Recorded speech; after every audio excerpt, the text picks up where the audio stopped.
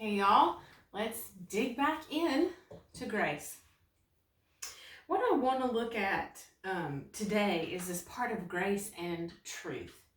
And it's important that we don't separate the two. That when Jesus came, he came and revealed grace and truth. And it's really hard to have one without the other. Truth without grace is harsh, and grace without truth is, the example comes to mind of letting your kids run all over you, never making the correction. So it's important that we have grace and truth that both came through Jesus. And one of the things that I wrote down in my notes and in thinking about and praying about grace and truth is that truth makes you free, which we're going to read in just a little bit, but grace keeps you free. So grace and truth came through Jesus Christ. The truth sets us free. The King James says the truth will make you free. And then grace keeps us free.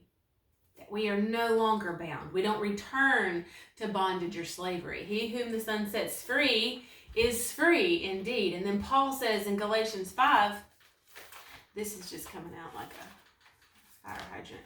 Galatians 5:1,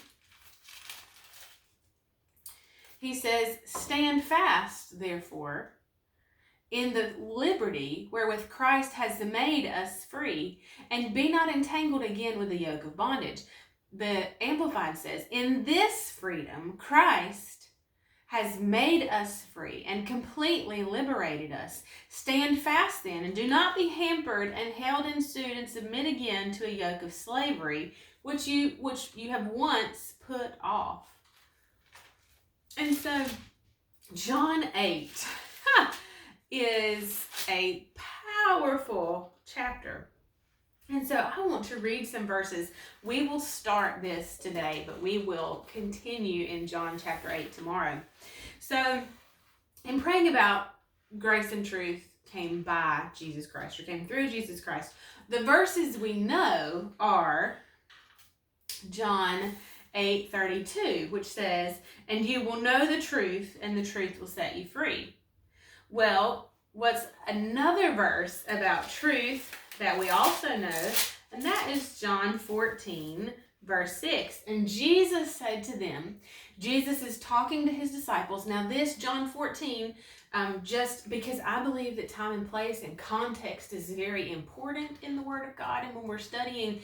And John 14 is when Jesus is talking to his disciples. This is at the Last Supper, and Jesus is having these moments with his closest and dearest people on the earth before his passion. And he says, "I am the way." Philip says, "How are we going to know the way?" And Jesus says, "I am the way, the truth, and the life. And no one comes to the Father except through me." And so this is important, where grace and truth came through Jesus. And the law came through Moses.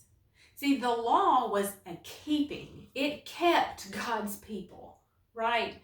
And we also read in the New Testament that it was a keeping and that it showed the sin. It showed the transgress. It showed truly how sinful man was, how man had become. So the law was a keeping. Yet still the people, still Israel, God's chosen people, could not approach or have relationship with God.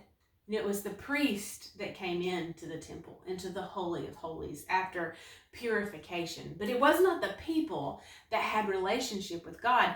But now Jesus says, "I am the way, truth, and life. No man comes to the Father but by me."